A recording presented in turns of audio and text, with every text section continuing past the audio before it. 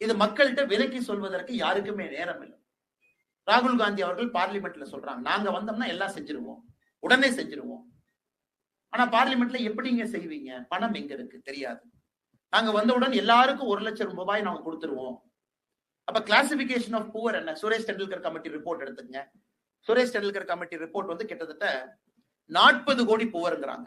இதற்கு இவங்களுடைய ஆட்சியில வந்திருக்கக்கூடிய வேறு வேறு அறிக்கை எடுத்தீங்கன்னா குறைந்தபட்சமாக வந்திருப்பதே 21 லட்சம் கோடி புவர் அப்படிங்கிறாங்க.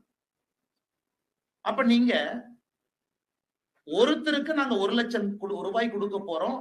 எந்த கமிட்டி ரிப்போர்ட் எடுத்து அந்த கமிட்டியில வந்திருக்கக்கூடிய குறைந்தபட்சமா அவங்க சொல்லியிருக்கிற நம்பர் எடுத்தா 21 லட்சம் கோடி ரூபாய் வேணும்.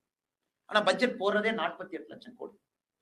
அதுல 3 லட்சம் கோடி ரூபாய் பெண்களுக்கும் குழந்தைகளுக்கும் ஒதுக்கப்பட்டிருக்கிறது. 1,52,000 கோடி ரூபாய் விவசாய பெருமக்களுக்கு, டிஃபென்ஸுக்கு 1.5 லட்சம் கோடி, எஜுகேஷனுக்கு